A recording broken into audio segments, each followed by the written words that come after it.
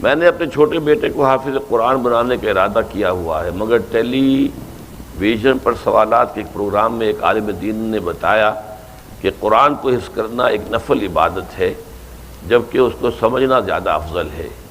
یہ سن کر میرا جذبہ ذرا سٹ پڑا ہے۔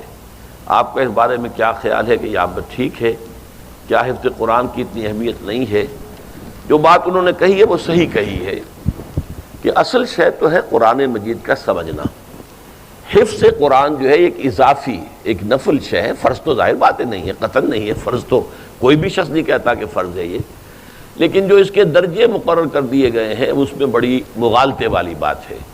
اس لیے کہ حضور کے زمانے میں حافظ وہ کہلاتا تھا۔ میرا جو کتاب ہے مسلمانوں پر قرآن مجید کے حقوق، اس میں میں نے وہ حدیث بھی درج کی ہوئی ہے، صحابہ کا قول، کہ ہم حافظ اس کو سمجھتے تھے کہ جس کے ایک تو حفظ قرآن اس کے ذہن میں محافظے میں موجود ہوتا تھا،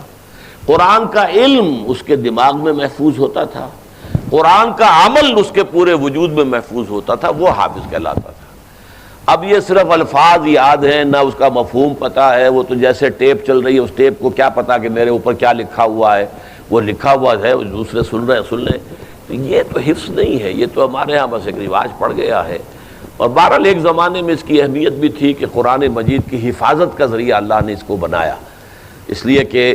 اگر اس وقت لکھنے لکھانے کا اور کتب خانے اور چھاپے خانے اور یہ اور وہ اور ٹیپس اور آڈیوز تو تھے نہیں، تو اس لیے اس کی جو اہمیت پہلے تھی اب وہ رہی بھی نہیں ہے۔ البتہ یہ ہے کہ اگر آدمی یاد کرے اور جتنا زیادہ یاد کرے گا اتنا ہی اس کے پاس ایک دولت ہے، خزانہ ہے۔ البتہ اصولی طور پر جن صاحب نے وہ بات کہی ہے، میں نہیں جانتا جس نے کہی ہے، صحیح کہی ہے کہ قرآن مجید کا حفظ ایک نفلی عبادت ہے،